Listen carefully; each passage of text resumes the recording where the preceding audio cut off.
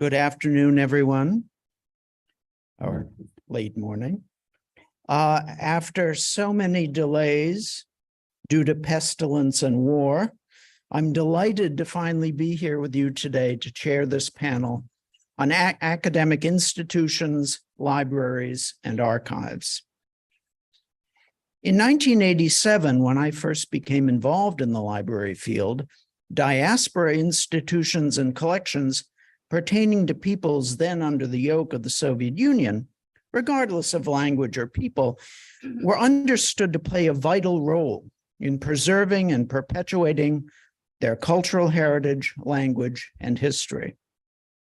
When the Eastern Bloc collapsed in the late 1980s, early 1990s, some outside the communities themselves perhaps thought that the need to continue to nurture such institutions and collections abroad had passed.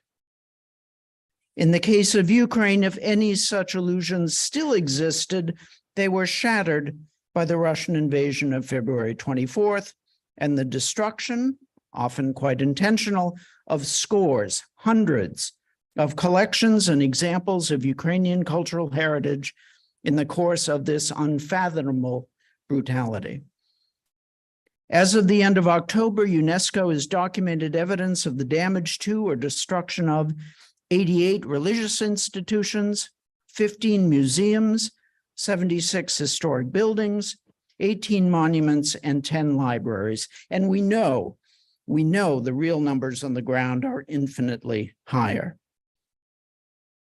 Nevertheless, prior to the invasion in North America, we've witnessed a real diminution of the number of institutions actively collecting Ukrainian book and archival materials. I did a quick search of the WorldCat bibliographic database for the most widely held Ukrainian language imprint published by the Academy of Sciences in Kyiv for the year 1988 and 2018.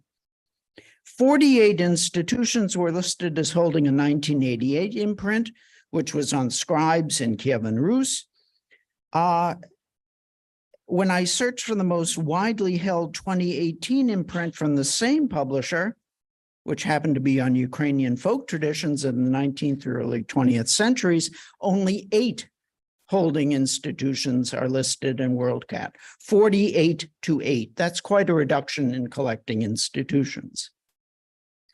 Thankfully, even after some 3 decades of national independence, the institutions and collections discussed here today did not simply fold their tents, declare mission accomplished, and leave the responsibility for perpetuating Ukrainian history, culture, and language to institutions in the homelands.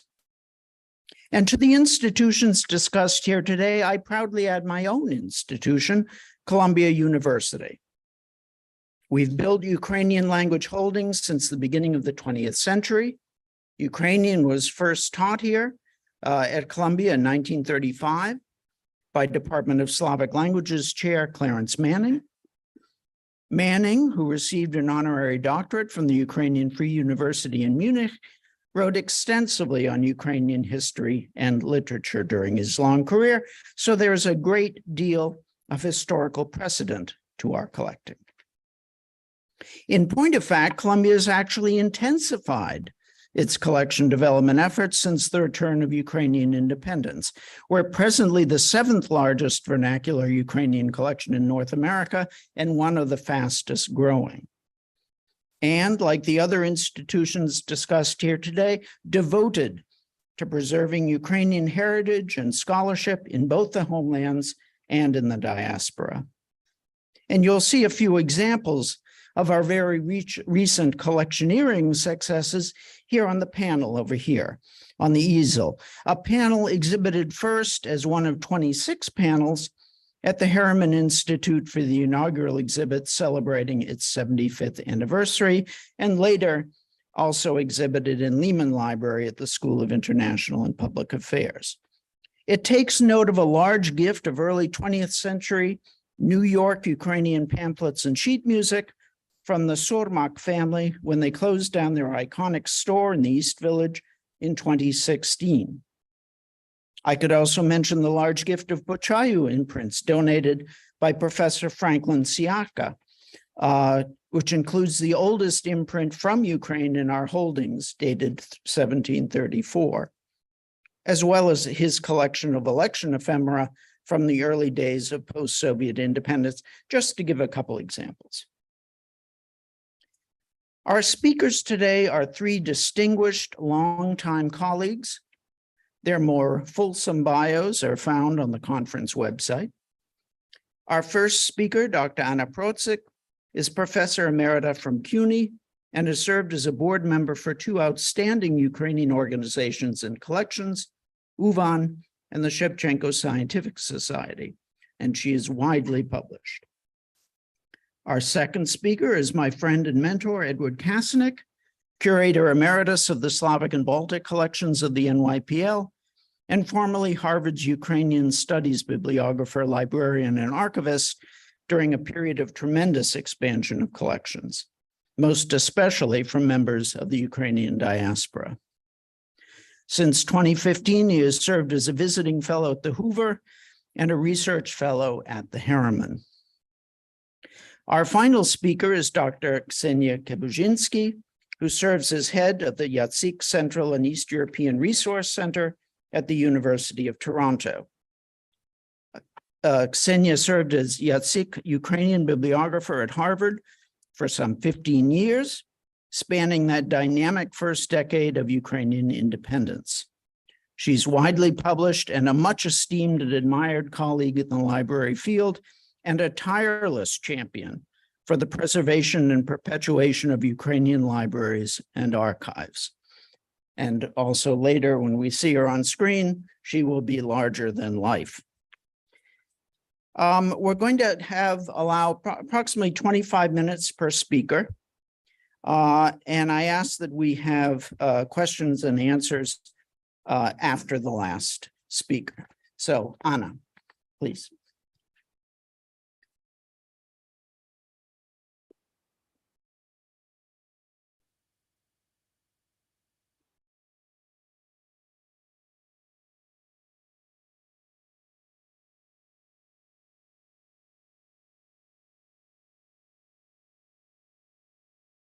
Your light.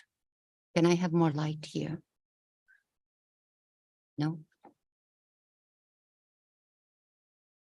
Yes.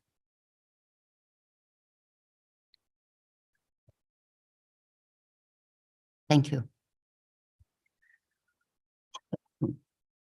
In our days of cataclysmic happenings impacting Ukrainians in every part of the world, it may have seemed as a difficult task to turn one's attention to events that have taken some 50 years ago on the peaceful shores of this continent.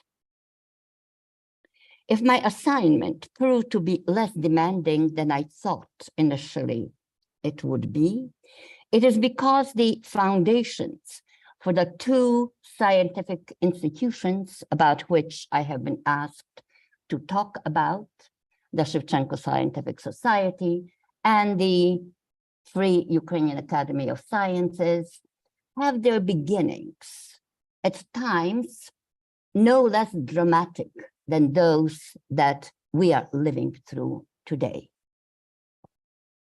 The initiative for the scientific undertaking belongs to a Ukrainian historian, Mykola Chubati, professor of law of Eastern Rite Catholics in Lviv, who arrived on this continent in the summer of 1939, just a month before the first shots were fired of the first shots of the Second World War.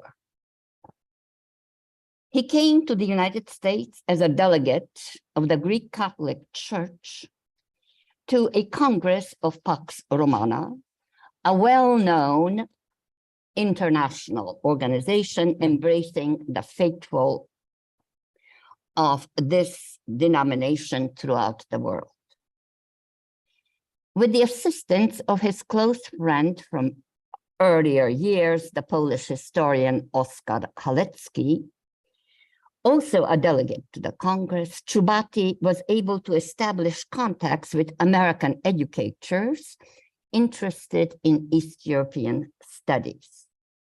Of special importance was his acquaintance with Waldo Leland, at that time no less than the secretary of the American Historical Association, who was a pioneer in cementing ties between Americans and members of the world scholarly community.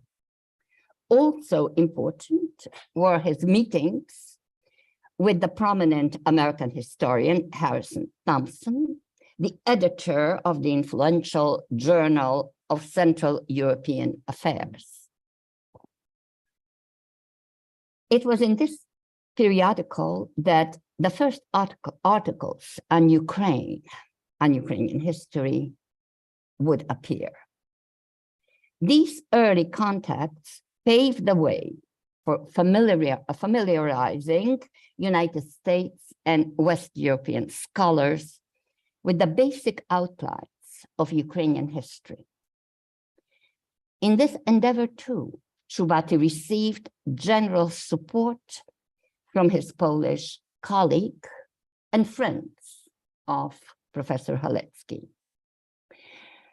Both Czubaty and Halecki worked closely together in order to correct what they considered and what today continues to be viewed as the main problem in their discipline, and that is the dominance of the Russocentric view of European history, East European history. It was a formidable assignment they undertook upon themselves. It was a task they pursued with determination and zeal, but a task which required whole institutes and not just individuals, as it is often repeated in our day. Decolonization of East European history continues to require strenuous, concerted effort of all of us.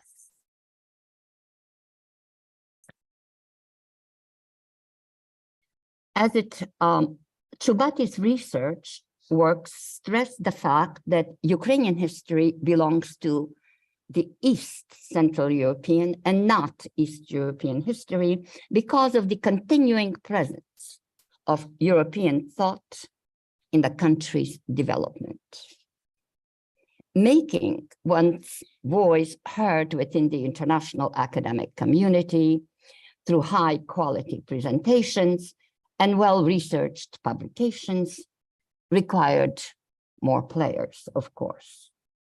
Fortune had it that at the end of the Second World War, a considerable number of Ukrainian scholars, both from Eastern and Western Ukraine, found their way to displaced persons camps in Western Europe.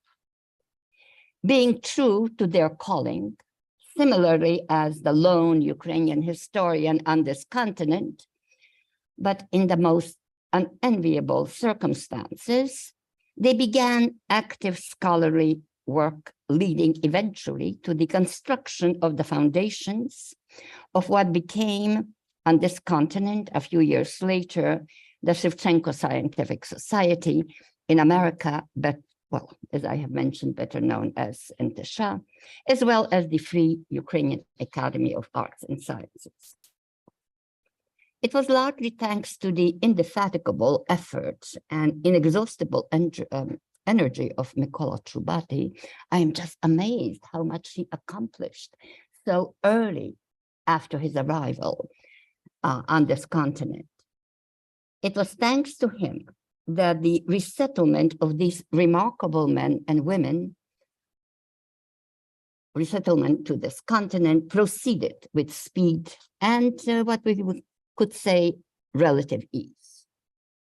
Here too, international contacts with scholars established during the immediate and during and also immediately after the war proved to be, of course, highly useful.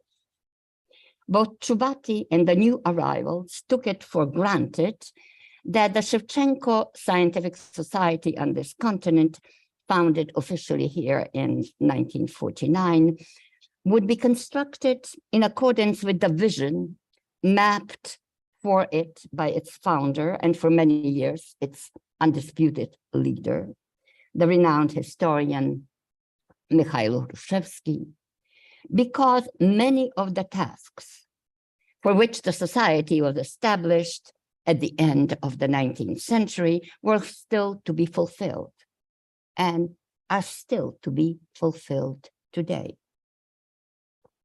In other words, the society was to be not only the generator of scientific learning, but also an intellectual laboratory for the attainment of key Ukrainian national objectives that would eventually lead or would aid the construction of Ukraine's independent status.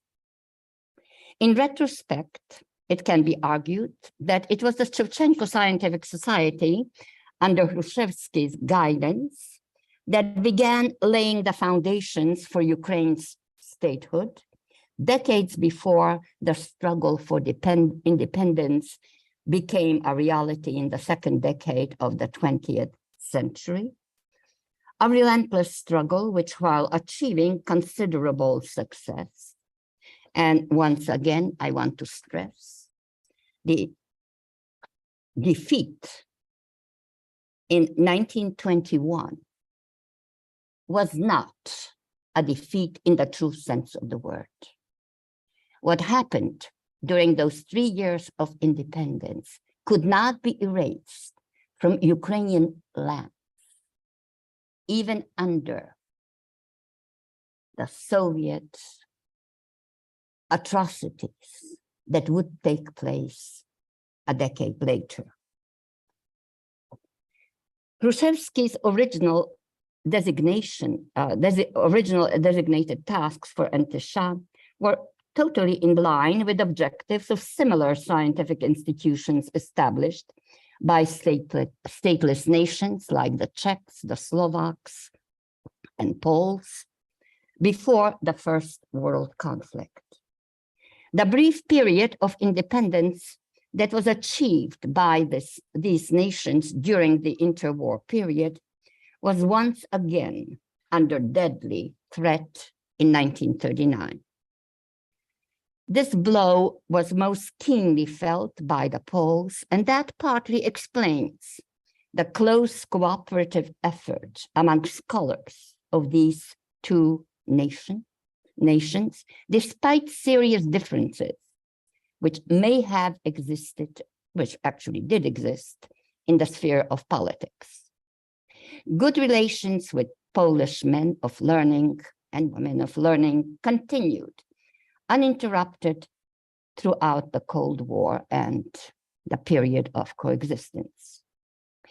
Some of you may remember that as the USSR was falling apart, one of the most ardent supporters of Ukraine's independence was the Columbia professor and later influential presidential advisor, Zbigniew Brzezinski.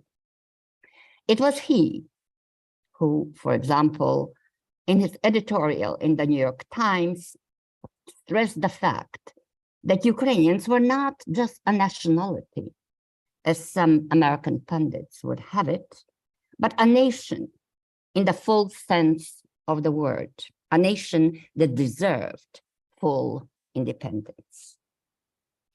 Throughout his active career at Columbia and later in Washington, Brzezinski was always ready to extend a helping hand to aid Ukrainian political prisoners whenever he was approached by members of NTSHA or UVAN, who at that time were still graduate students at Columbia.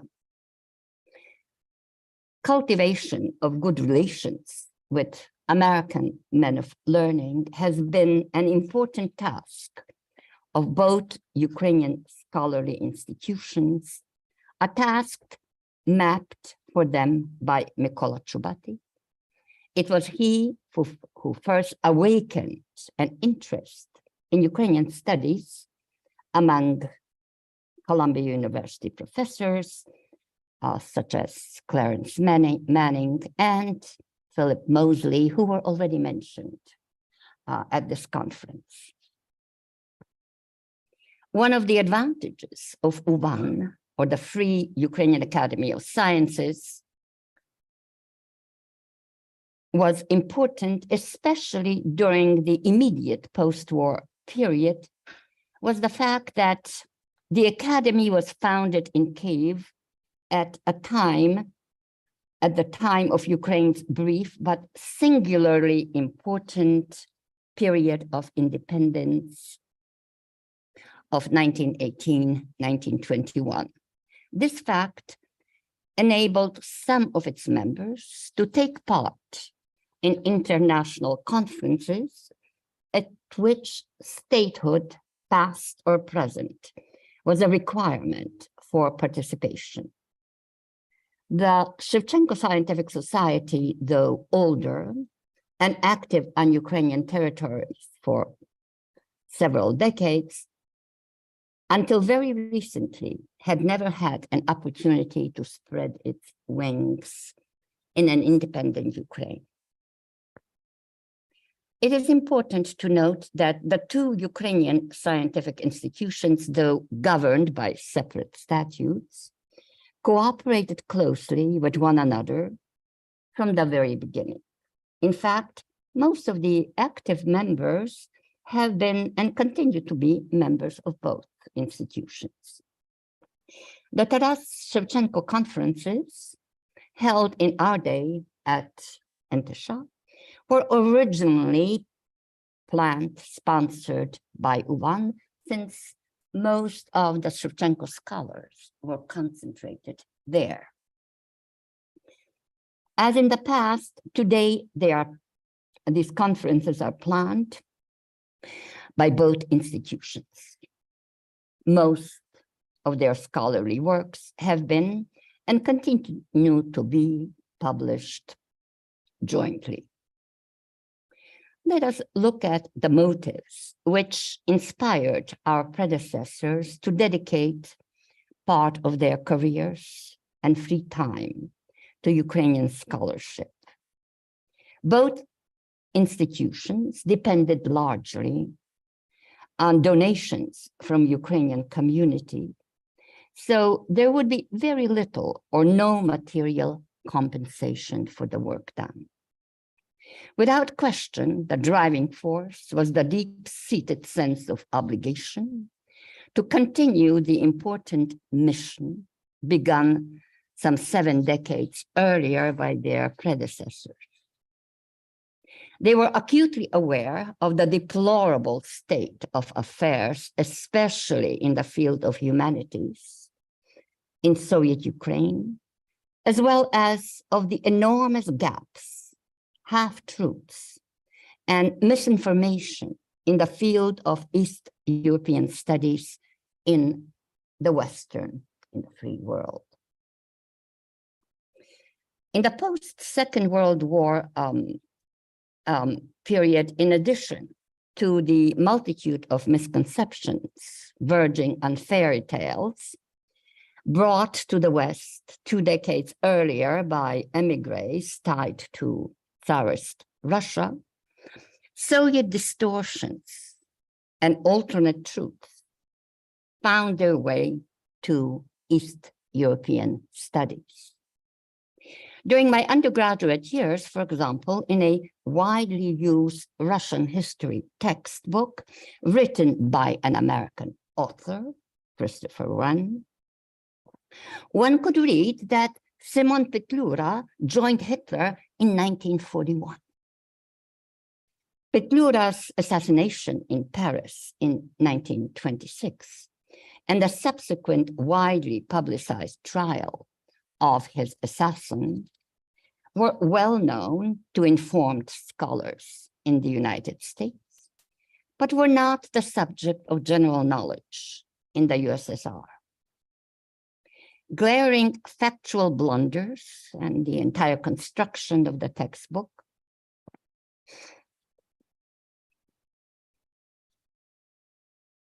made it clear that this popular American-Russian history book was a direct translation of a Soviet model, calling attention to egregious errors and misguided practices by the publishers was largely a task of the younger members of both institutions.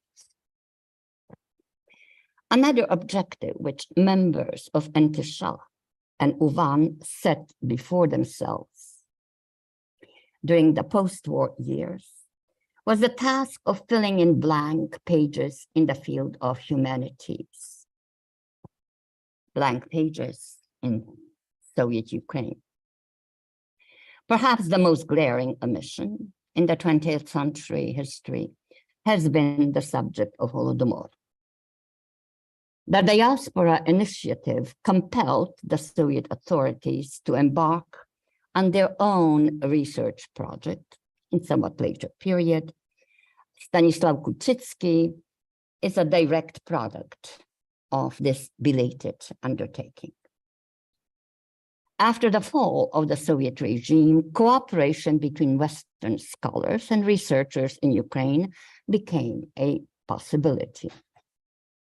Though widely endorsed, this collaborative initiative at the start had some marked shortcomings. From the perspective of 3 decades, it may be argued that it should have been approached with much greater caution,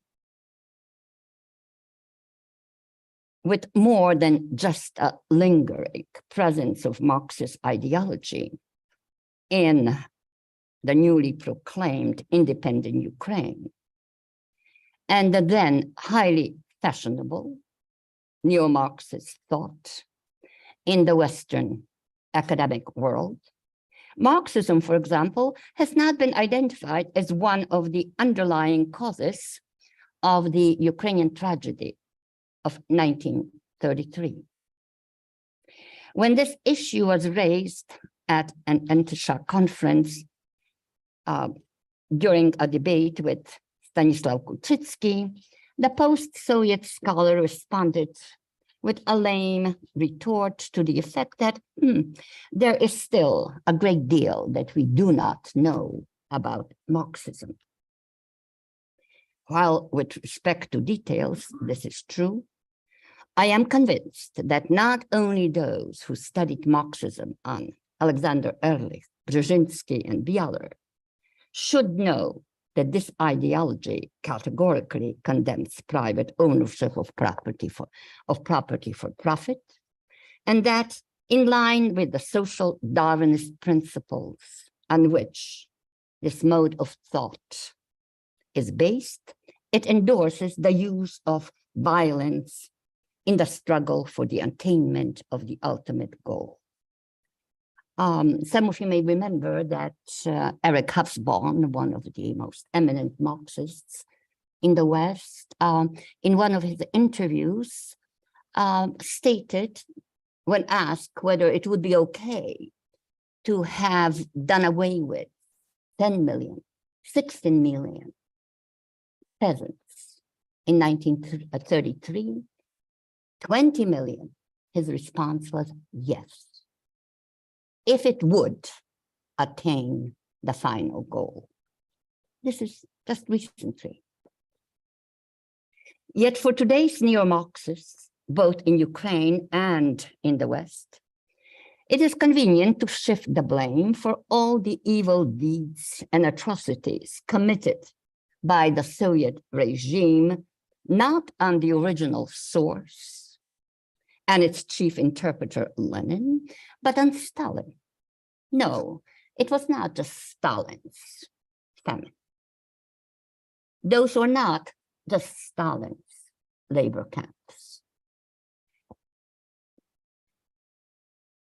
During the early encounters, the diaspora scholars were often too cautious, especially with respect to younger visiting researchers, when they, for example, began to speak with utmost seriousness about the different stages of historical development, about the stage in which Ukraine finds itself today. Let us not embarrass them. Give them a chance to learn, we thought. Some of them, however, never learned that a genuine study of history requires, above all, an honest determination to search for truth and not for granted. There are some stellar exceptions. One of the youngest aspiring historians whom the Harriman Institute and the two Ukrainian scholarly institutions invited to a joint conference marking the 80th anniversary of the proclamation of Ukraine's independence, Ihor Herich, has become one of the finest authorities, finest researcher on this important landmark in Ukrainian history. The Harriman Institute at that time was headed by Mark von Hagen, an American scholar with a keen interest, as we know, as all know, in the Ukrainian studies. Mark's contribution to the advancement of Ukrainian scholarly endeavor has been truly remarkable. He entered this area later in his academic career, but once he plunged into it, he embraced the subject with all the seriousness of an inquisitive scholar and the empathy of a very sensitive human being. Drawing on my conversations and correspondence with Mark before his untimely death 3 years ago, I have concluded that the individual who has contributed more than anyone else to Mark's awakened interest in history of modern Ukraine has been his fellow colleague at the Harriman, a colleague whom we have honored on the first day of this conference, Alex Motig. Alex, of course, is a member of both UVAN and Entesha, and among us, he's one of the best. And on this happy note, I would have wished to conclude, but some of you might ask, what about some weaknesses and shortcomings in the story of Ukrainian academic institutions? Of course, there were some. Actually, there were many. The most glaring, too little attention was paid to grants and scholarships for disciplines considered most important by the founders and also later scholars. And that is history and political science. Most of Ukrainian professors and workers at Entesha and UVAN thought, well, Ukrainians are hard workers and they will be able to make it through scholarships and grants from other institutions. We did, but there were too few of us. And this is keenly felt today when we are organizing panels at international congresses. This shortcoming continues to this day, even though at least one of the institutions is well endowed.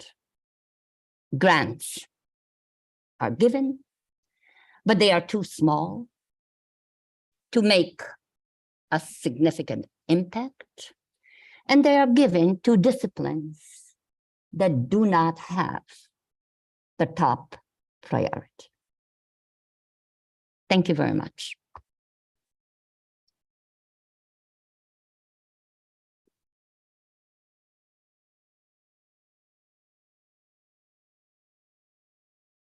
The questions and answers will come later. Yeah, Right. yes. Okay, thank you.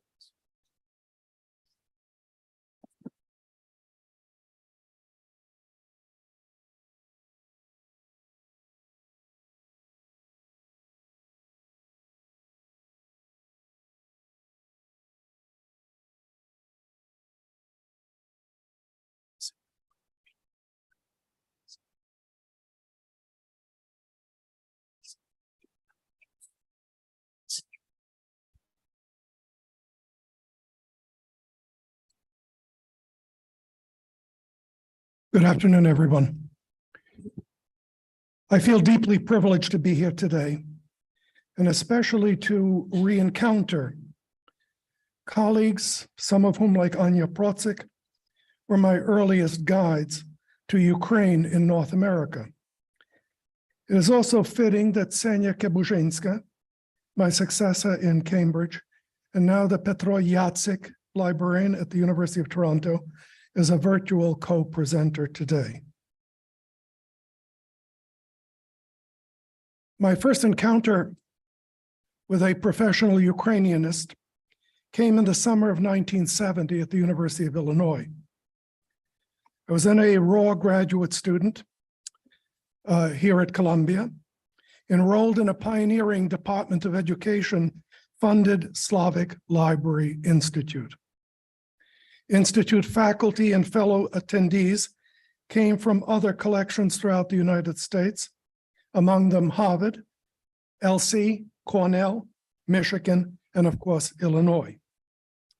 Faculty from the University of Illinois Graduate School included the Ukrainica librarian, literary scholar, and author of Світла і тіні українських студій в Гарварді, published in 1973, Дмитро Штогорин.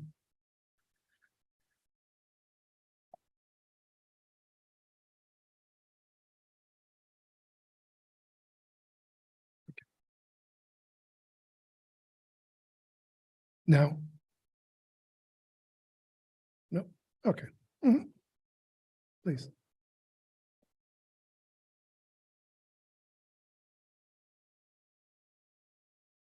Group tours from the Institute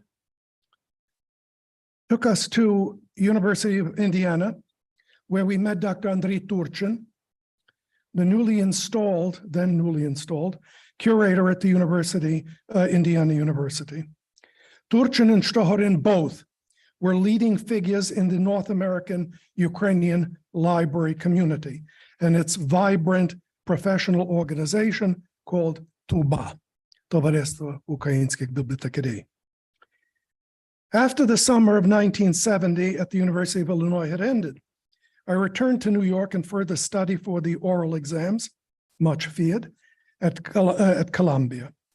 This was followed by a year of study at Moscow State University, MGU, and my first travels in the winter of 1971 to Ukraine and Belarus.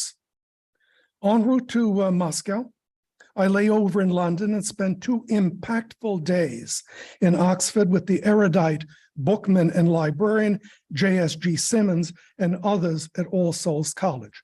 Simmons had a phenomenal Rolodex of colleagues working both in Russia, Ukraine, and other parts of Eastern Europe. After the rather privileged existence that I had enjoyed in Sovietskaya Rossiya, returning to the United States in summer of 1972 was deflating. Still, I resolved to finish my dissertation while working as a full-time techie in the just newly opened International Studies Library here at Columbia. Sometime late in 1972-73, however, I had a chance meeting at Princeton with my old friend, Paul Magocsi. Bob made the seemingly far-fetched suggestion that I apply for the position of bibliographer, librarian, archivist at the just newly opened URI at Harvard. In the end, and after many false starts, I was offered the position, and by the fall 1973, had moved to Cambridge, to this place. I should say that their candidate for this position was Roman Solchanik, brilliant researcher. Roman decided to pass over the opportunity of working at Harvard to go to English Gardens in Munich to work at Radio Liberty. In Harvard's yard.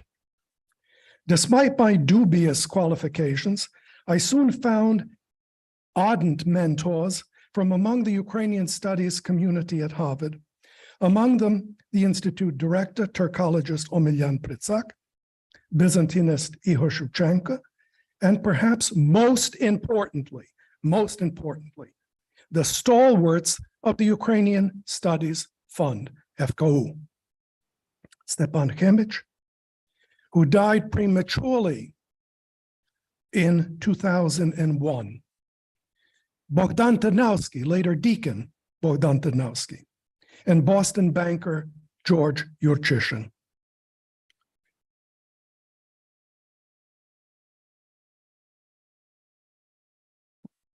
This is pre-computer. Note I was very proud of this, the IBM Selectric.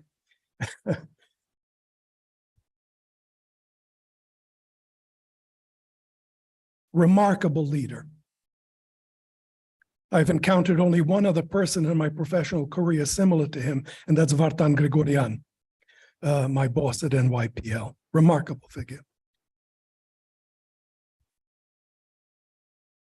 Great erudite, perhaps one of the greatest Slavists of his generation.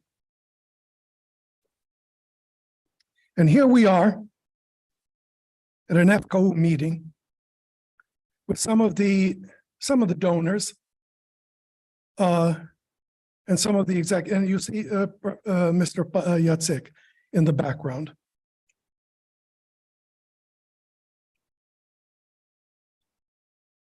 During my first exhilarating year at Ukrainian Harvard, I was blessed to receive crash courses in several of the Slavic cultures from the Polish-Ukrainian philologist Mikhailo Lesiu, who was also my housemate, his successor Bogdan Struminsky, and others such as the London bookman Alexander Knudsen. My formal charge was to create a reference library archives within the Ukrainian Institute, a building brilliantly situated and formally housing the offices and library of Nobel laureate, the Russian economist, Vasily Leontiev. To this initial task quickly came others. Broader enhancement and marketing of Ukrainica, working closely with the Harvard College librarians Yarina Turko and Oksana Protzik. Contributing book studies articles and reviews to Recenzia Kritika, Harvard Ukrainian Studies, and the Ukrainian Popular Press. Travel to Ukrainian communities throughout North America. Pittsburgh, Minneapolis, Edmonton, Toronto, on behalf of the Ukrainian Studies Fund, and assisting graduate students, visitors, and researchers from throughout the world,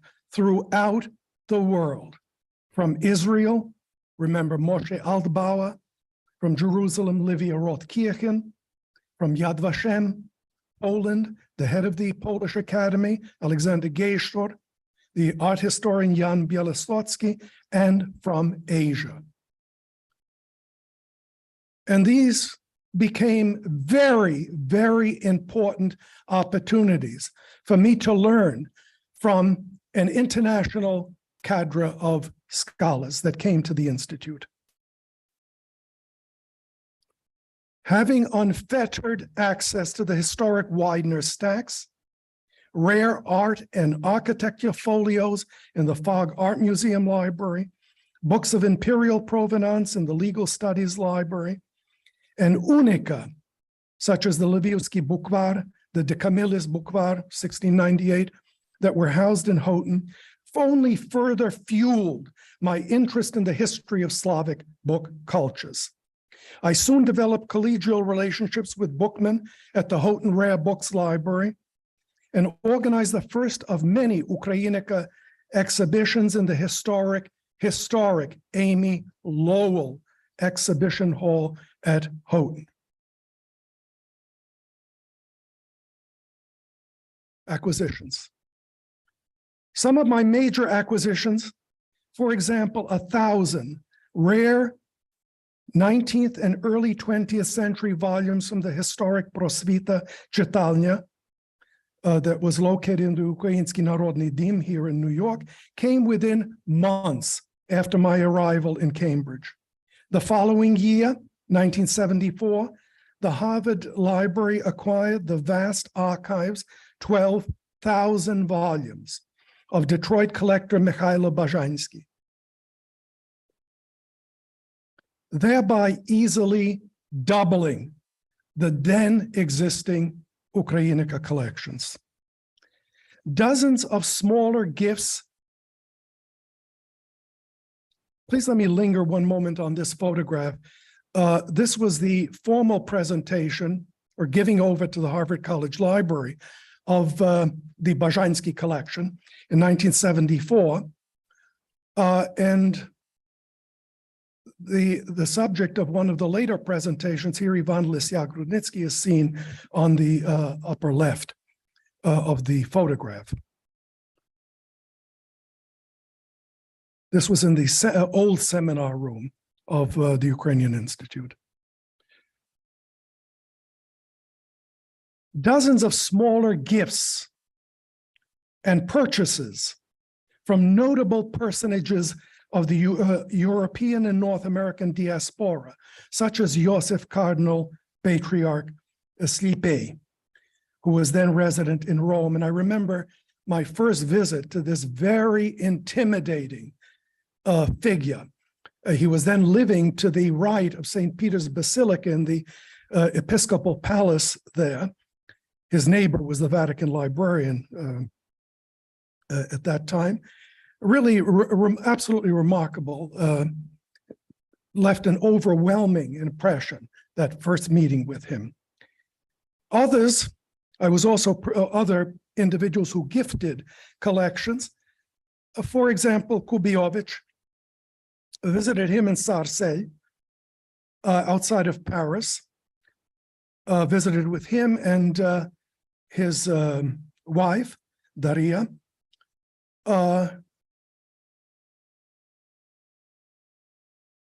And also people like Huskin Stefan, the former Premier Minister of Carpatho-Ukraine, was an early donor. Remember also visiting in Winnipeg with Dmytro Mikityuk, who was one of the premier collectors on the Ukrainian liberation movement and purchasing material from his collection. I believe later this afternoon, there'll also be a presentation on Yuri Kosach, who lived here in New York. I would very surreptitiously visit him in his flat on the Lower East Side, and he would sell Harvard publications from very rare publications from the late 20s, early 30s. I was not, I must say that much of it was transactional because my concern was really getting the material and was less concerned with the personalities or even the context in which they operated.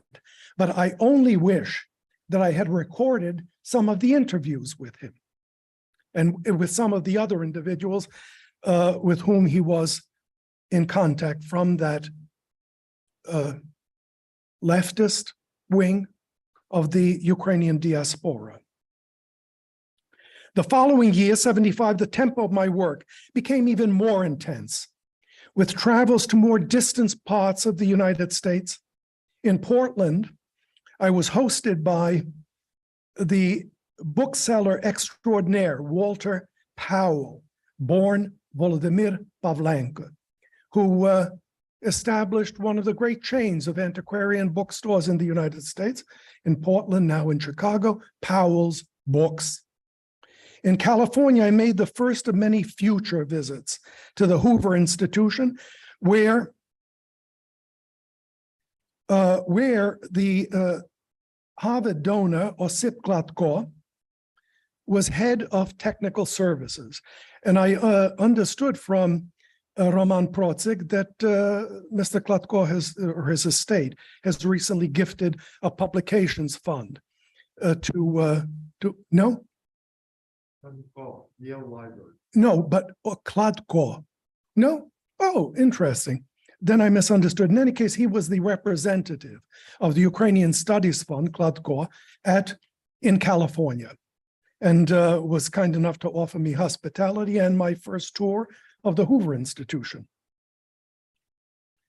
In Los Angeles, in Ontario, we met with Kalinick Lisyuk, one of the founders of the legendary Muzej Vyzvolної Боротьби України in Prague. And he tempted me by telling me about a safety deposit box, which he supposedly had in his possession that contained some of the materials that he was able to salvage from the Prague collection. Unfortunately, I was never able to get to see that, the contents of that box. In Denver, we met with the founder, publisher of Libraries Unlimited, Dean Bogdan Vinar, and the bookman Levko Bykowski. Bykowski was a participant in the Ukrainizatsiya of Ukrainian libraries during the 1920s and was a colleague of Yuri Mezhenko, the founder of UNIK. Bykowski inspired me to give my first public talk on the bookman and literary critic Yuri Mezhenko. In Madison, I met with the members of the Ukrainian medical and business community and secured a war chest from Dr. Ihor Galadnik, a medical doctor, bibliophile, collector, to buy Ukrainian rarities from the library of the great impresario Sergei Diaghilev. Some remarkable imprints from the late 16th, 17th century that were purchased from the Diaghilev library. And how ironic that some of the books which came to Harvard in 75 from the Diaghilev collection were sold to Diaghilev in the late 20s from Mieszkniga, Międzynarodna Kniga, had likely been confiscated from Ukrainian collections in the 20s, late 20s, early 30s. So come full circle. That same year, Huri received the historical archives of CESUS, the student organization from the Smola Skip publisher Osip Zienkiewicz, with documents dating back to the 1920s and the founding of CESUS in Prague. The rapid growth of the Ukrainica collections in all formats quickly overtook the holding capacities of the Institute. So we successfully lobbied for storage space in the vast Science Center at Harvard. In 1978-79, and with the help of CETA, Citizens Employment Act, work-study students, many of whom were Russian Jewish emigres, arrearages were cleared, and importantly, many duplicates, and this I can't overstress, many duplicates from the Harvard collection, and they were stamped Hooker dupe,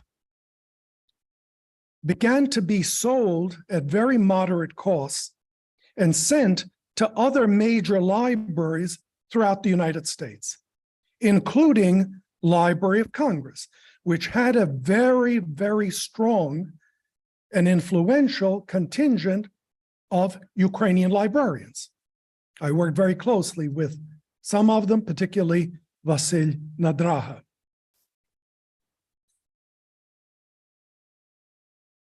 The completion of an MLS degree, my completion of an MLS degree in 1976, coincided with an ambitious 3-day conference and Widener exhibition on the Ukrainian experience in the United States. This is 1976. The event drew nationally recognized scholars, such as Professor Volovina, who was speaking yesterday, and celebrities from throughout the United States and Canada, including this gentleman, Jack Palance, a well-known actor of his time, born Palahniuk. With the support of the influential librarian historian to Harvard, Oscar Handlin, who was Forsheimer professor and also head of the syndics of the University Press, author of The Uprooted, I became increasingly involved in preservation projects of Slavic Americana, including Ukrainian Americana, at the Immigration History Research Center at the University of Minnesota, which itself had been founded by the Ukrainian political activist and entomologist who I was privileged to meet, Alexander Hranovsky. Buoyed by the success of the Ukrainian experience, the following year I convoked yet another national conference and exhibit on the Ukrainian religious experience at the Harvard Divinity School and Memorial Chapel, then headed by the Reverend Peter Gomes, one of America's greatest preachers. By 1979, I felt confident enough to apply for the headship of the Slavic department at Harvard. That's to say Slavic department within the college library. But my candidacy was clearly before its time, and happily for me in the end, was rejected. I was determined to move on, finally securing a place at Berkeley. Sensing my restlessness with remaining in Cambridge, the great Toronto Mecenas, Petro Yatsik, generously offered to endow a position in Ukrainian bibliography. In my final lame duck at Harvard, I continued to work closely with the Ukrainian Studies Fund in negotiating 5 carefully designed book funds. And I understand from Roman that these have swelled to a much larger number now. And the year ended, my final year ended, on organizing a 10th anniversary celebration of the founding of the Ukrainian Studies Initiative at Harvard. Here's Mr. Yatsik. And the 10th anniversary, some of the 10th anniversary celebrants. We also acquired in '79 12,000 volumes from the library of the literary critic, editor, and collector Bogdan Krautsev, and the smaller but also important collection of Onufri Mormeliuk, who was a communist bookseller in Detroit, and his entire book stock, 1,800 volumes, came to Harvard, including many volumes, very rare volumes from the 1920s. While my Ukrainian moment ended in 1980, the experiences, knowledge, friendships from these 7 years continue to influence my personal and professional life on both coasts to this very day. In Cambridge, I first began to situate my personal Carpatho-Russian family history into the broader context of Slavic and East European cultures and their emigrations. And my work became, and continues to be, an avocation, great fun, and a process of continuous self-realization.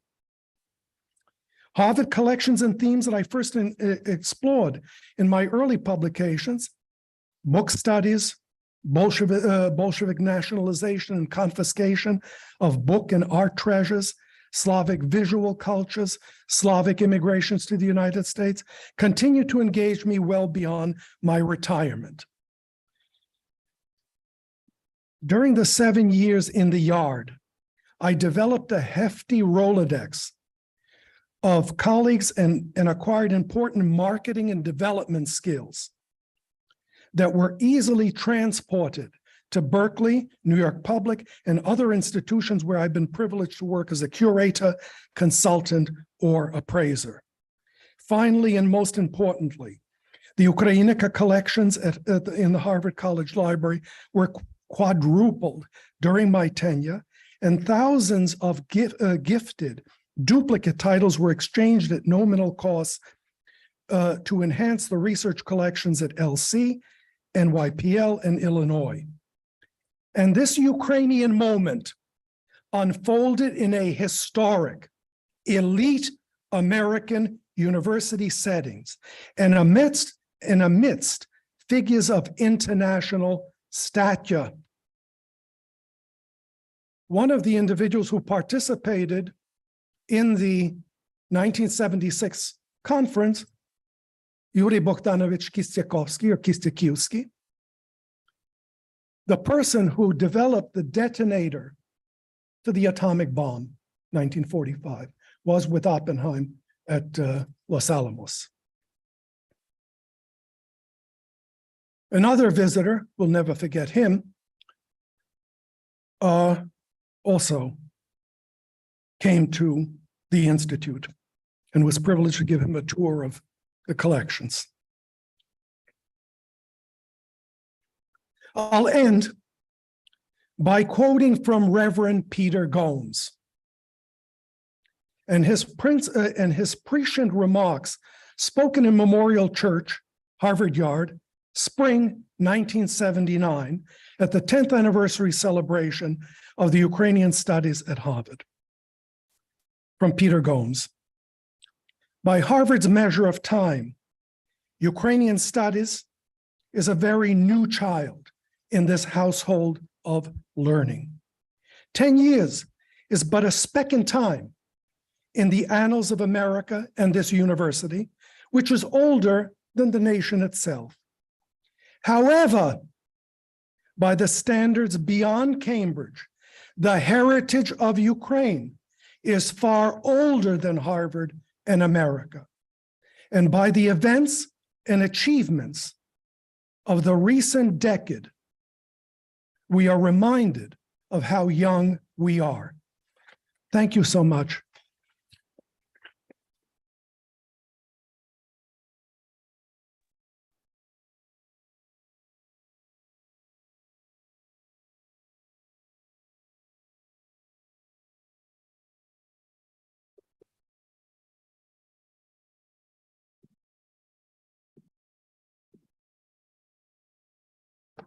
Good afternoon, and I would like to thank Mark Andrejczyk and the wonderful team at the Harriman Institute, as well as the warm welcoming words from Rob Davis and my co-panelists, interesting papers, Anna Protsik and Edward Kasinets. I'm going to kind of trace a history of Ukrainian studies at the University of Toronto. I actually will kind of go before 1950s. And what I'll be discussing are the major collections at the Humanities, Social Sciences, and Rare Book Libraries at the University of Toronto, which are housed at Robarts and Fisher Library. We are highly centralized, although there are specialized libraries in other disciplines such as music, business, etc. A lot of the themes I'll touch on have been addressed by previous speakers, but I would say that University of Toronto, something that has been overlooked is student engagement prior to the establishment of Slavic studies at the U of T, probably the generation of the interwar period. at the University of Toronto, which led to faculty appointments, the development of library collections, donations of books. We don't have very many endowments at the University of Toronto, but we are a little program that can. We do very well. And these donations then lead to further engagement, visiting research interest, which then sparks more donations. So I think Roman Protsik has touched on a lot of these themes, especially student engagement. Our library holdings of Ukrainica, unlike at Harvard, really were non-existent until, I would say, the 1980s. And we have not collected in a chronological way. Everything kind of came topsy-turvy. We received books from pre-1800 when Professor Paul Robert Maguchi joined the university in 1980, and as well as getting material from the interwar period just very recently in the 2010s. So there, we have had to catch up. We are unlike Harvard or University of Illinois or Urbana-Champaign, or even University of Alberta or University of Manitoba. We were very late in the game. Prior to 1949, I'm fortunate enough that we have good accession records going from 1890 to 1959. We have huge volumes where every title that came into the university was documented and listed, along with the source of acquisition, what we paid for, or whether it was donated. We also have cards on file. So this speaks to the benefits of analog culture. Unfortunately, once we went to a computerized catalog, and every time we upgraded new systems, all that information about acquisitions was lost. So we really can't recreate what was acquired in a real historical way. So I actually, in 2019, went through all the records of what we had at the University of Toronto in Slavic and East European Studies, and created a spreadsheet documenting. I went through the registers, the cards will be next, and this is the information that I was able to glean. It was a huge project, but it's been feeding lots of research moving forward. And just to give you a snapshot of how things looked at the University of Toronto before the creation of the Department of Slavic Studies, on the left, you have a graph showing the growth of library collections at the University of Toronto, kind of the annual rate with a drop off during World War I, when we were not allowed to engage with acquiring books from enemy nations in Canada. And then on the right, you see the very almost non-existent East Europeana collections, and in the scope of what I was surveying, it was anything to deal with the region in any language, so English, German, French, or in the Slavic East European languages, translations of Slavic literary works, as well as things in the vernacular languages. So there is really non-existent to speak of until 1946, 47. So doing the research, while it was time consuming, I'm glad I took a very liberal approach in what I was surveying. And as you will see, about 2/3 of the collection prior to 1949 was in English, French, German. So with a small representation in Russian, Ukrainian, I think it's only 18 titles, and those are not necessarily in the Ukrainian language. And I would say the acquisition method, the proportion of what we would purchase versus what was presented as gifts probably still holds true.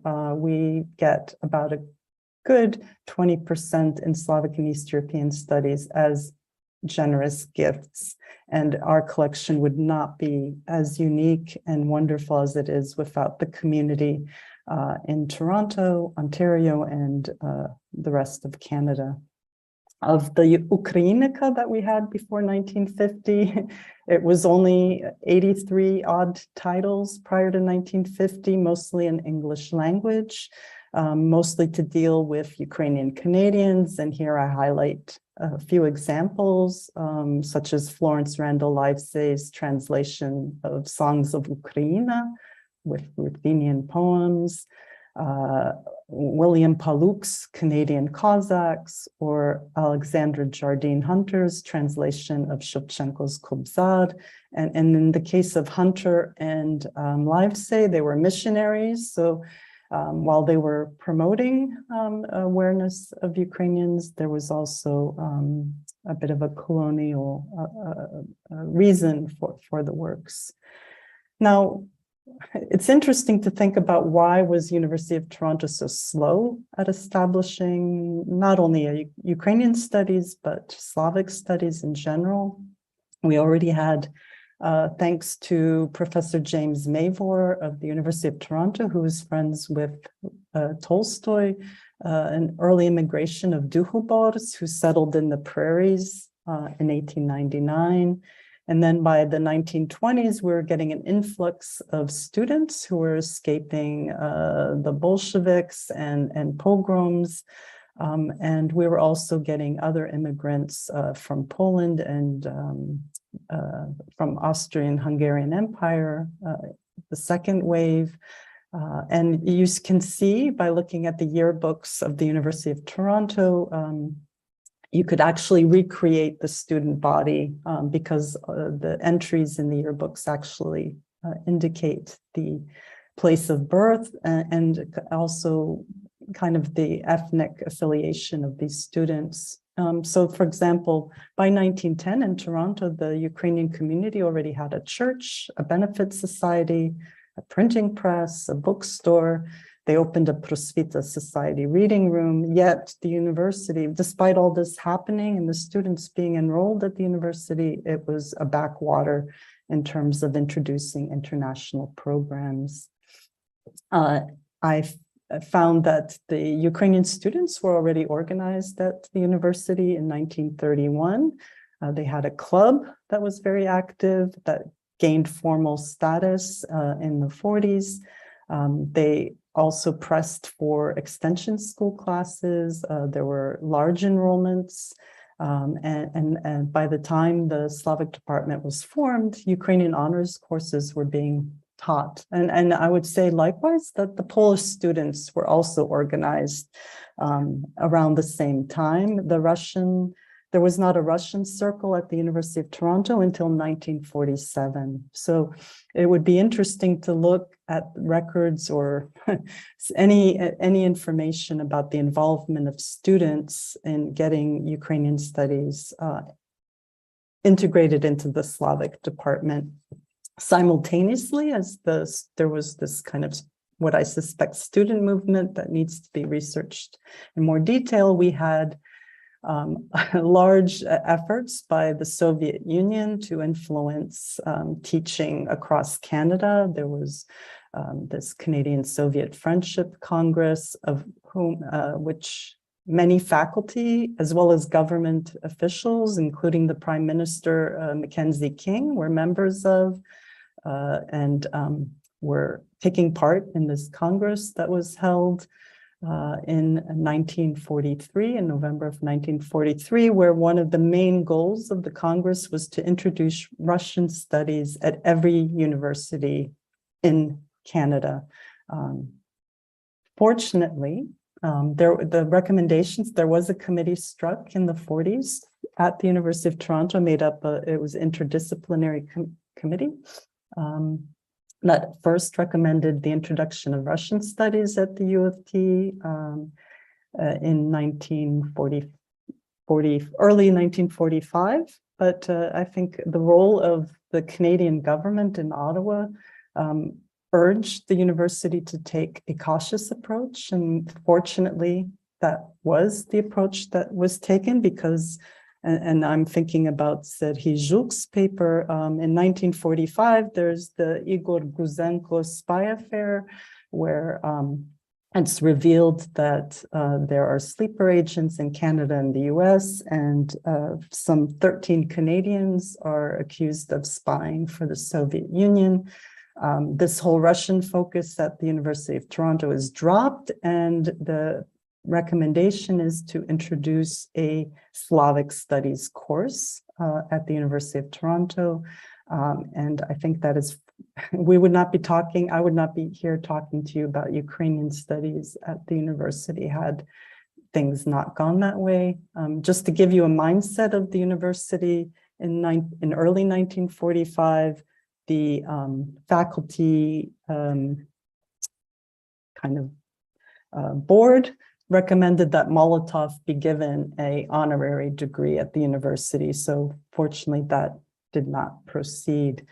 So the department was created in 1949. The president of the university at that time, Sidney Smiths, mentions Canada's geographical proximity, as well as needing to develop experts because of the threat perceived from the Soviet Union. Sergius Jakobson of the Library of Congress is then invited by the university to come in 1946 to advise on ways to build up our non-existent Slavic collection as it was then, and to procure materials for the library. Along the same lines, there is an appointment of the first chair or professor and chair of Slavic studies, a Brit. Well, he was from Ottawa, so this reflects overall the early years of Slavic studies at the University of Toronto, took a very kind of English focus. Bertram Ernest Shore was a student at Columbia. There's a lot of ties between Columbia and University of Toronto, as you'll see in my slides. He had the responsibility to start a program from scratch, to fundraise, to hire instructors, to teach. And as was the time until the late 60s, it was often the chair of a department who also developed the library collections. Money was allocated to faculty departments and not the library. So the engagement of faculty reflected the library collections. So if you had someone who was very involved, you would see growth. If not, you would not see growth. So he actually took the responsibility very seriously and was able to kind of double the size of the collection. Unfortunately, with all these activities that he was involved in, he never completed his PhD at Columbia and was let go in 1955 because he did not have his PhD. So the library responsibilities probably did him in. He was also very forceful in terms of asking the university library to support the development of collections. He pointed out that we had next to nothing, and how could that be when you consider that Russian and the other Slavic languages make up a quarter of the Earth's surface and possess a 1,000-year-old culture. And so again, he was able to get more money and more support based on his activity. The period up until the appointment of Professor Paul Robert Maguchi, as I said, we were still a very small Ukrainian collection as well as Slavic. Yaroslav Rudnitsky in his surveys of the 1950s pointed out and wrote about the collections at the universities of Manitoba, Alberta, and Ottawa, as well as some of the heritage collections. But he did not include University of Toronto at all in his surveys, so there was nothing worth writing about. Just a quick, I'm trying to speed along so that we have at least a few minutes for questions. This is a list of the people who have helped build the collections. It begins with Sir Bernard Paris, the director of the School of Slavonic Studies at the University of London, who was a visiting faculty member in the 40s, Professor Shore, George Lutsky, who arrives in the early 50s, and then Bogdan Budorovich, who actually is appointed bibliographer. So this was a huge help for the Department of Slavic Studies, where the chair was responsible. Mary Stevens, my predecessor, and myself. There was skip over this, but there was clearly a need to coordinate effort. So appointing Buhtan Budurovic was one of the first steps in this. Just a quick look at what collections look like in 1959. Again, it's still kind of mostly English, French, German, and Russian. Ukrainian is still just a small percentage, and a source of annoyance for the faculty and students of Slavic studies was how history was kind of colonized and classed all in this old classification system, history, Russian, so Ukrainian, Polish, any other histories were all shelved next to each other, and that was not resolved until the introduction of Library of Congress system. George Lutsky was pivotal in growing the collection. We started getting mass donations at this point, for example, from the Ukrainian Orthodox community, as well as the Ukrainian Royal Canadian Legion branch.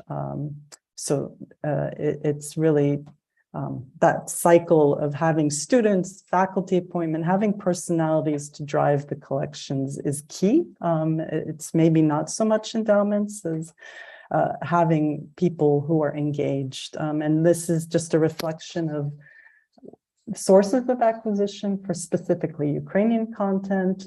There's again, Soviet influence by the Ukrainian Society for Cultural Relations, which is giving us gifts, the library, to ensure that we're getting good Soviet Ukrainian propaganda, and we're also very reliant on Soviet book importers, but that's offset by working with other vendors, Arka, but primarily it's the donations that drive our collections, the diaspora communities of the previous waves.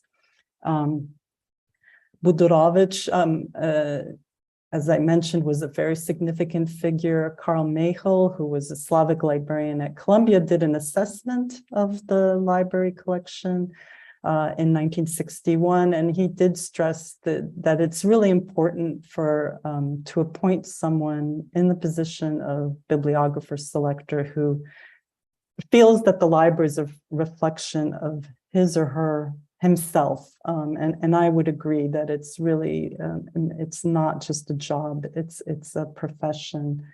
I see that I'm short on time, but just to give you an example of Budurovic years, you see a huge increase in the 60s, but we are still lagging very far behind Columbia, Harvard, or California. We wanted to emulate Indiana, but we were still very far behind. Vasil Vareha, a cataloger at the University of Toronto, was also busy in assessing our collections. Again, some just highlights of notable gifts from various sources,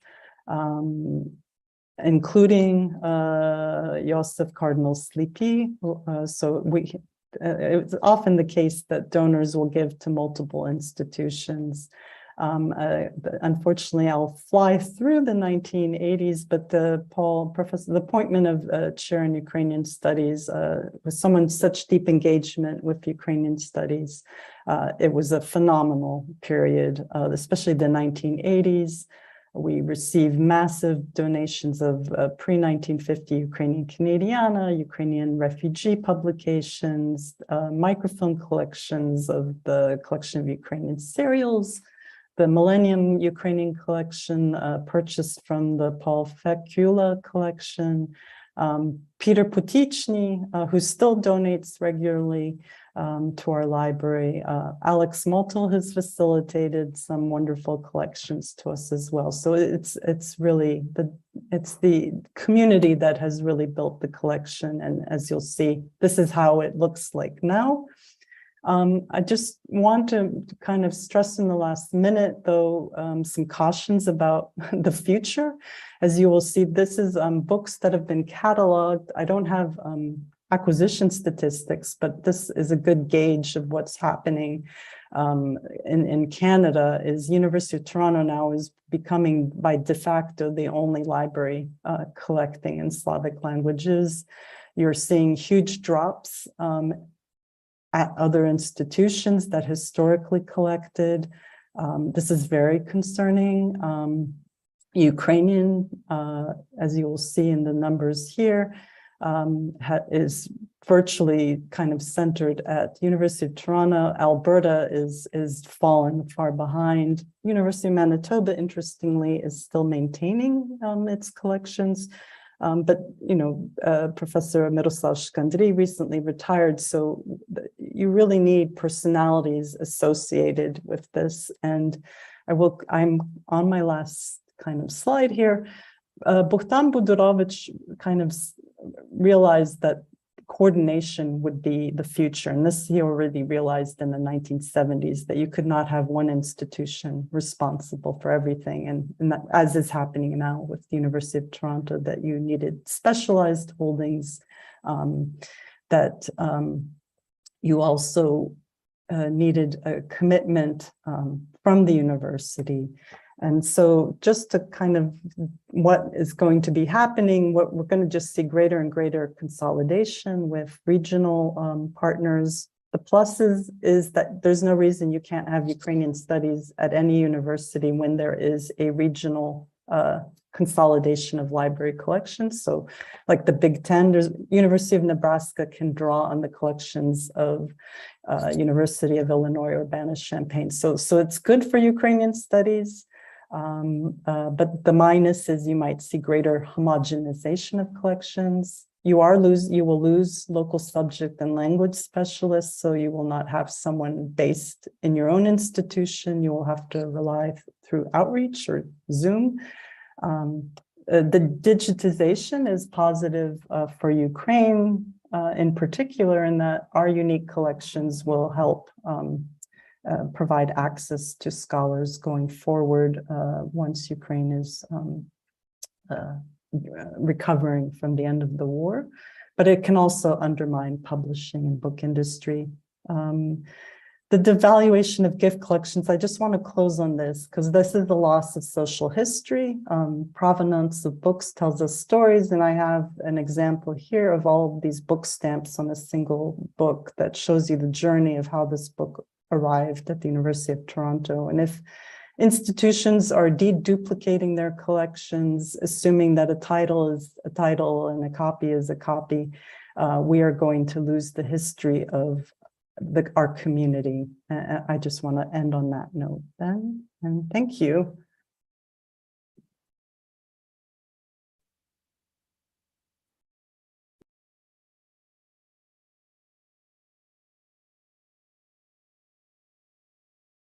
Questions for our panelists? In your professional capacities, do you see a pattern or a cycle to access the materials in terms of who's accessing, why, and for what purpose, and when? Is it scholars, is it students, is it general interest? Just give us a perspective of the collection and how it's being made available to whom, why, and for what purpose. Yeah. Ksenia? I think I heard the question. So the users of the collections, of the special collections, I would say it's driven by our Visiting Fellows program. They come and apply to come. Specifically, the big draw is the collections at the Thomas Fisher Rare Book Library, such as the Ukrainian displaced persons collections. Peter Putichny's collection is very heavily used. I also get approached by scholars in Ukraine for our microfilm collection, the Petro Yatsyk collection of Ukrainian newspapers from 1848 to 1918 that were microfilmed from collections in Vienna, Prague, Lviv, elsewhere. We have sometimes the only complete runs of titles, and scholars need a particular number, so they find us, find me on the internet. So visitors, I would say, is a big I think faculty rely on what they have in their own personal libraries, since whatever it is that they're teaching. Students less so, because we teach at University of Toronto. The undergraduate program is it's in translation, so the literatures are taught in translation. A follow-up to Edward, is there a difference in the New York Public Library access? Oh, sorry, Edward, the original question, who, what, and why, but did you see a pattern or difference in when you were at Harvard versus the access at the New York Public Library? In listening to Professor Protzik's presentation, she often mentioned Mykola Chubati. During the 60s, I would often use the NYPL as a reading room, study hall, the Slavonic division. And I vividly remember Chubati coming in, and around him, he would be immediately surrounded by the large contingent of Ukrainian librarians who worked at that time at New York Public. And I would be very remiss if I didn't stress the importance of the NYPL in Ukrainian studies. It was an open library in some of the most expensive real estate in the world. Ukrainian culture was literally displayed at the center of New York. And individuals from the United Nations, diplomats, Ukrainian diplomats, would often come there because it was a kind of neutral space where they could encounter representatives like Chubati and others on that neutral ground. So Columbia was in a very advantageous position, the faculty, in having access to one of the most remarkable collections in America, because I'm quite certain that the size of the collections at New York Public are certainly, and the diapason of the collections, the breadth of the collections are remarkable. We had at New York Public, we were gifted by Jovan Teodorovich, the head of the Ukrainska Pravoslavna Cerkov in America, a 14th century molitvenik that had belonged to Yefremov in previous decades. 14th century. Remarkable collection of Ukrainian old printed books, which had been acquired from Bolshevik sales in the late 20s to 30s. So I think that the patterns of usage, to answer your question directly, were very different because the NYPL was a public research library. Whereas, of course, Columbia, its holdings were essentially for the faculty. I would also add that today it's so much harder to kind of zero in on who is using the collections because so much of it is now automated. Yes. So much of it is shared. So there could be a faculty member at Harvard who sees something in our catalog and can request it for delivery to the Harvard campus and vice versa. So you don't really see who is requesting your material anymore. It was great at New York Public because they were there. They were in the reading room. They were signing in the register. You knew who your audience was. But it's become so much more impersonal now that we simply aren't able to make those assessments. Yes. Oh, I'm sorry. Thank you. My question will go to Pani Anna Procek. Thank you for your report on the developments of those community-based scholarly institutions, NTSA and UVAN, and we all appreciate the amazing jobs they've been doing for decades. But my question is, given the present day geopolitical situation and caused unprecedented rise of interest towards Ukraine and things Ukrainian in the society at large and in the North American academia. As a long-standing member of both institutions, what is your opinion or vision? Should those institutions somehow address the challenge and probably revise or reconsider their initial mission and their role in sustaining Ukrainian studies within academia, within universities? So in your opinion, what is your vision? How those institutions could contribute to further development and strengthening of Ukrainian studies within North American academia, I mean, in universities? What I attempted to stress in my talk is the fact that both institutions were Ukraine-oriented.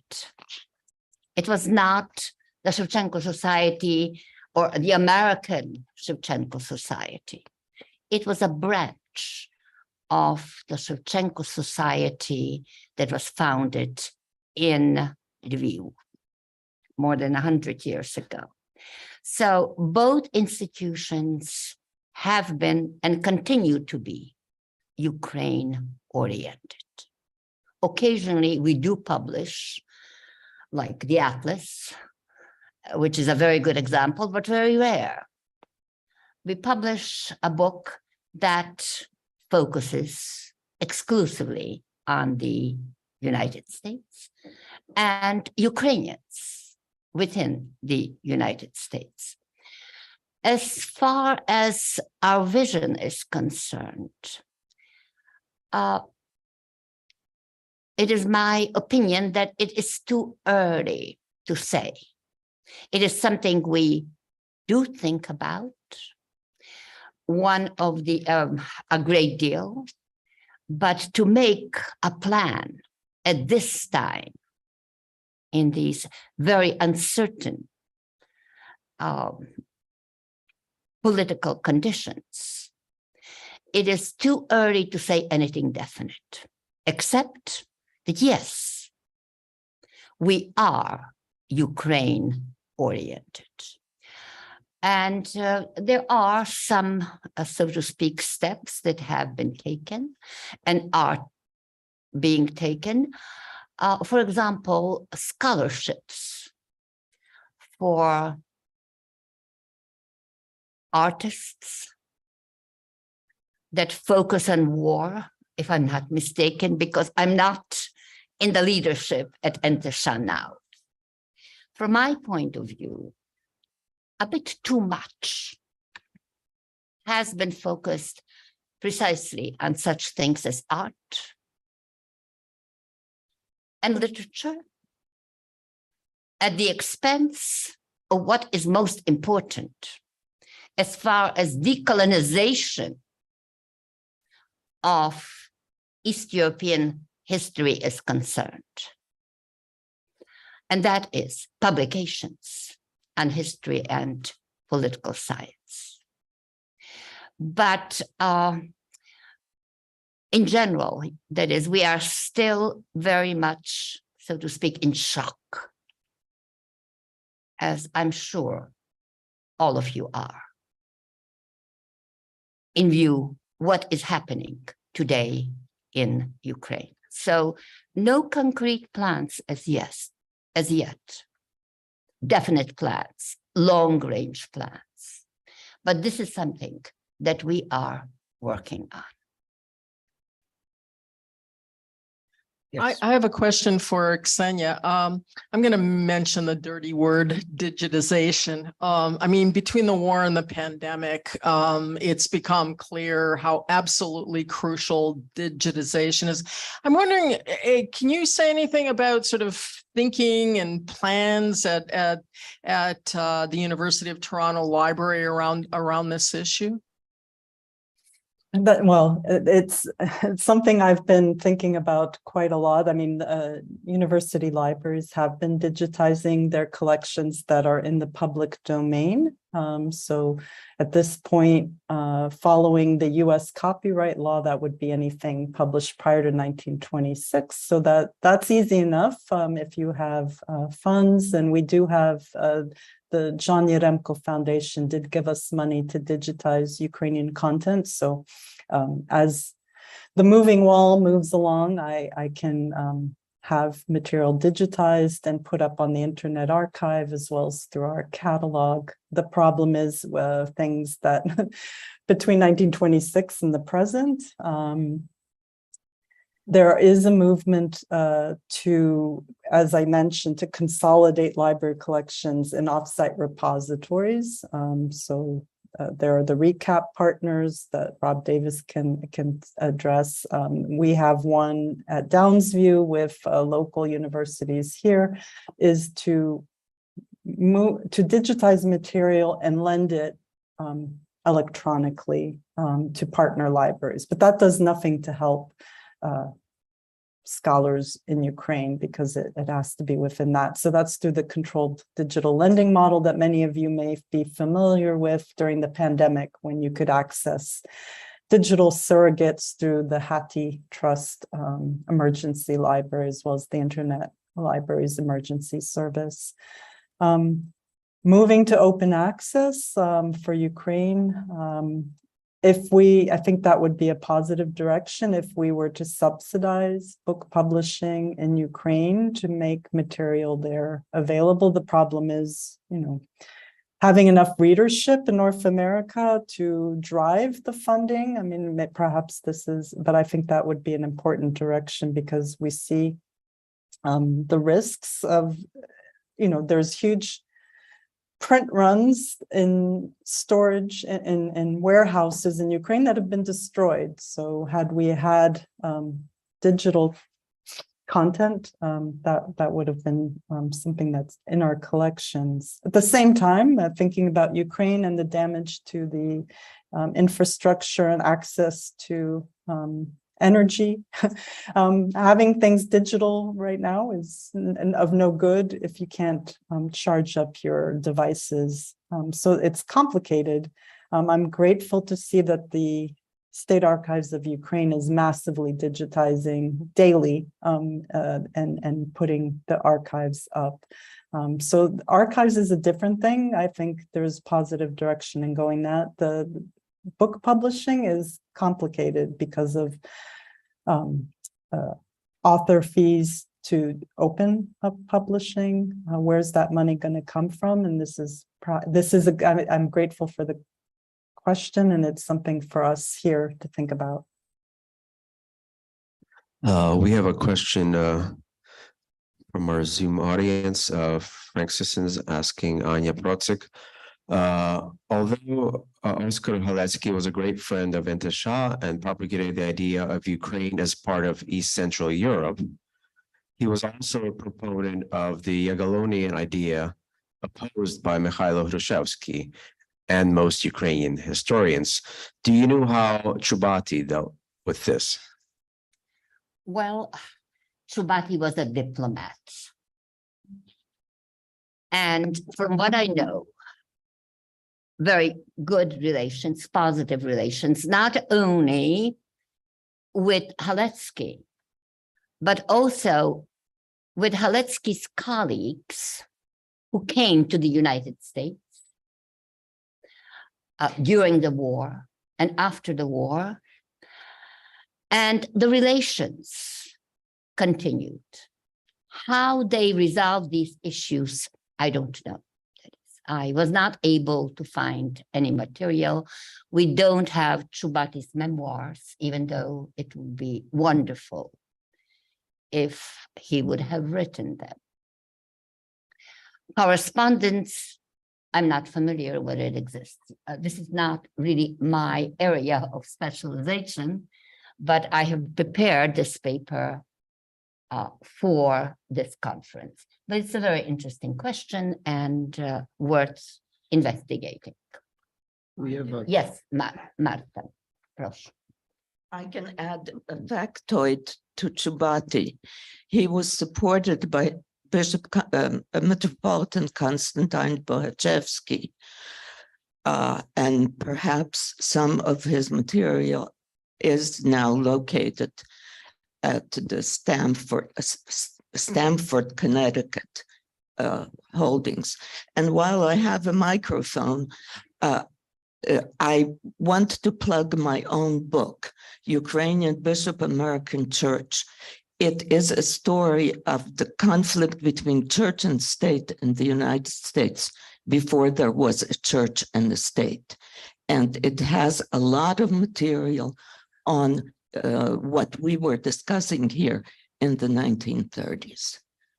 So, sorry. I recommend the book very strongly. It's beautifully written and very rich as far as the material is concerned. Yes, this is a question to any of the speakers this morning. Just following up on what Marta just said about Stanford, I'm wondering whether or not the consortium of libraries also includes the smaller institutions such as the Stanford Museum and Library, possibly the, maybe Boundbrook, or even the Ukrainian Museum, which has a photo collection, and possibly other things. I'm going to let Rob Davis take this question. Yeah, not at present.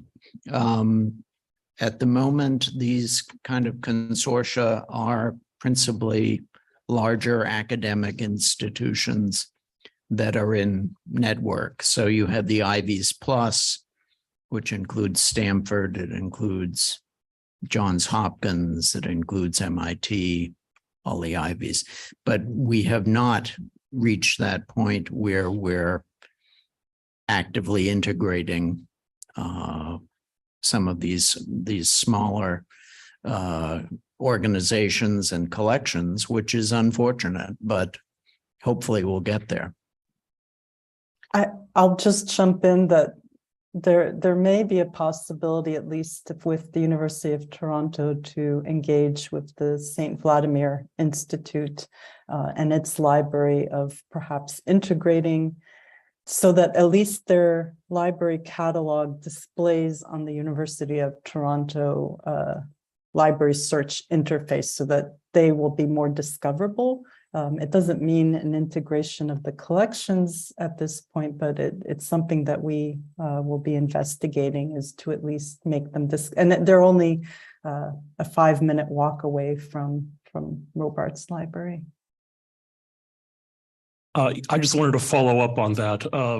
Since I'm the representative here from the Ukrainian History and Education Center, otherwise known as Boundbrook, yes, we feel that is a really, that would be, discoverability would be fantastic. I mean, even if we can't, with our smaller institutions, one of the problems that I see as an archivist and having connections to this is that a lot of these smaller institutions have idiosyncratic ways of cataloging, idiosyncratic cataloging systems. I know that Stanford apparently, at least at some point, was on OCLC. They actually had an OCLC terminal. So that should be relatively easier. Our library, which is actually the St. Sophia Seminary Library, there is an electronic catalog. There is an OPAC, but it is not OCLC, and so it might be trickier to integrate potentially. And then other institutions have yet other systems. So that, but yeah, it would be, I mean, we would love to work with anybody to make our materials more discoverable.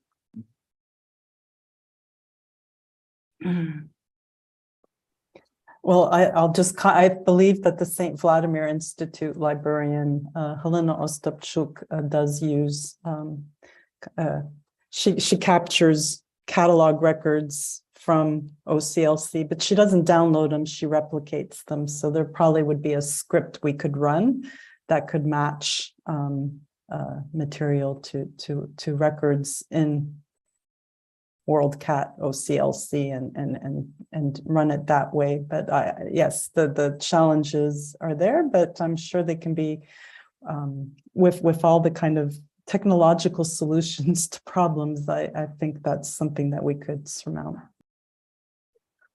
We have another comment via Zoom from Miroslava Znayenko. Nice to hear from Miroslava. It's a comment. Library of Congress and its Slavonic division was also a major center for Ukrainian scholarship. A Ukrainian librarian developed the LC Ukrainian transliteration system. Fesenko is the name she gives. There was a specialist on Ukraine in the Legislative Reference Service, Starosolsky, and I personally served as a professional Slavic reference librarian specializing in Czechoslovakia and Ukraine in the Slavic division 1859-1960. I dealt with collection surveys and by writing sensitive reports to the Congress, signed as a rule by its director, Sergei Yakobson, a very pro-Ukrainian person. So that's from Miroslava. And then we have, I think, one final question, unless there's any more in-house, another one from Frank Sisson.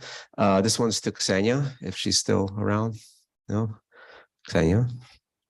Yay. Okay, here goes. How important, Ksenia, is the Jacek Resource Center in maintaining collections? The University of Alberta seems to have lost the tradition of building a research library, despite the large number of scholars and students in Ukrainian studies. Yeah, well, the University of Alberta was impacted by a huge dependence on the kind of oil sands and lost revenue. The library was an easy target to be cut. They haven't really had a dedicated librarian, which I think is something we should be also discussing. I hope there's discussions during your coffees and luncheons about fostering the next generation of librarians. The Jacek Center, I think its best function is, as Robert Davis mentioned, we don't really know our users anymore because libraries have all adopted this kind of one-stop shopping for services. So everything is done through the library search platform, and there's an ask chat buttons embedded. So you don't even know if the questions that you may best be able to answer even come to you because they're being run by students or librarians from other universities. So we've lost a lot of traffic, both by email and in person. But the visibility that the Jacek Center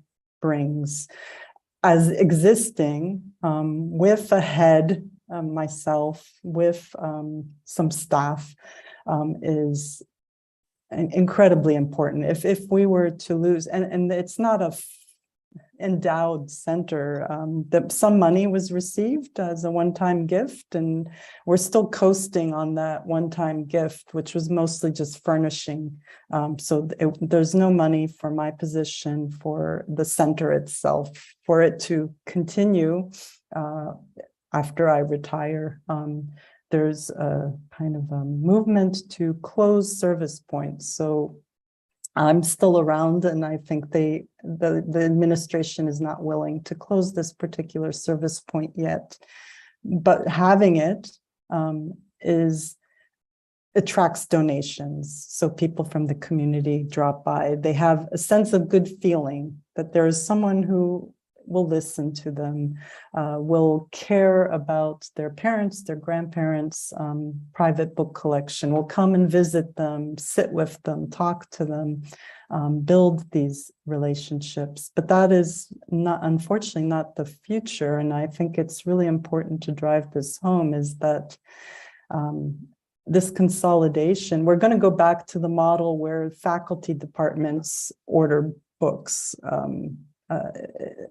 It's really concerning that we're losing a lot of intellectual control. So not to say that the resource center needs to be endowed, but faculty engagement, student engagement is vital to the continuing of vibrant Ukrainian studies programs at the University of Toronto. If you remember my graph of Manitoba and Alberta, once the universities perceive that there is not someone devoted to the teaching of a particular area, so Ukrainian studies, there's no investment in the library collection. So I think it is really important that we maintain at least some level of public kind of service. We are at time. I want to thank our speakers and our audience for a lively presentation. Thank you. Thank you. And thank you, Rob. So we will reconvene here at 3 o'clock.